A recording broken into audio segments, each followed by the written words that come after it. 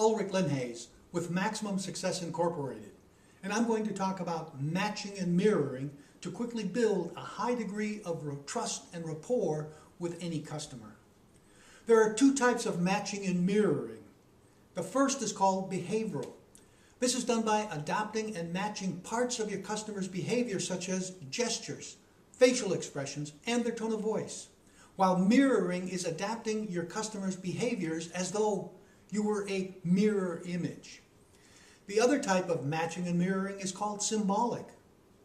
You're sitting in an adult establishment of choice with an adult beverage of choice in hand.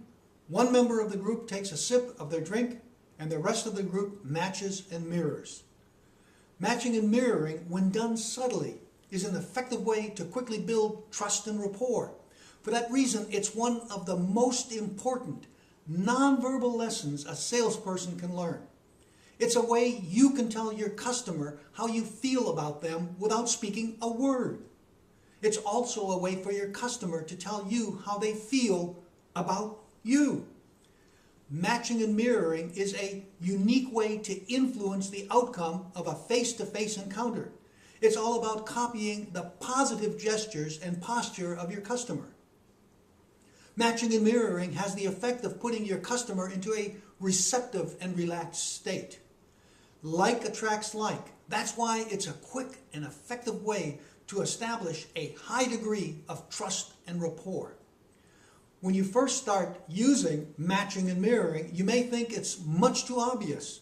However, people aren't aware of their own physiology. Their physiology is completely out of their consciousness.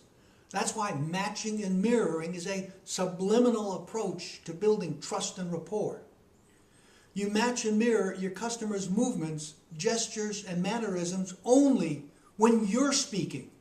If you match and mirror their mannerisms while they're speaking, you'll draw attention to their mannerisms and they'll become offended.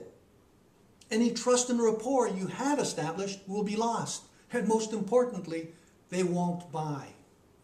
Matching and mirroring is adapting the same or similar physiology as your customers. It begins with your customer's facial movements. Smiling, showing teeth should be matched and mirrored.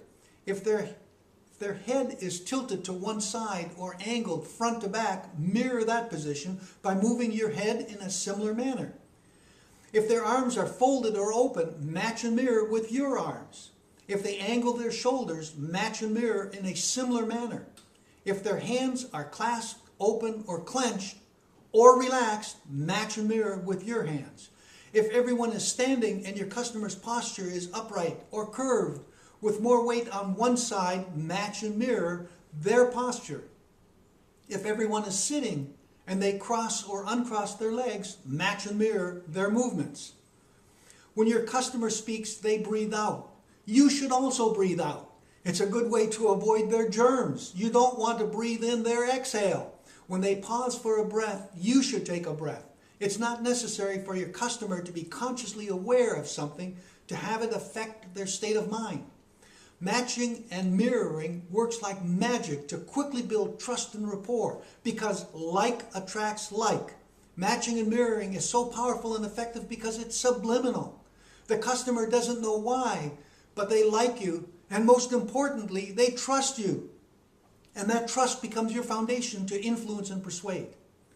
Matching and mirroring is the fastest way to establish trust and rapport with any customer. With a little practice, you'll become very proficient at matching and mirroring. However, you have to make sure that you only use your customer's gestures and mannerisms when you speak. Keep that in mind, and you'll quickly establish a high degree of trust and rapport with all of your customers. Ulrich Leinhase, wishing you maximum selling success.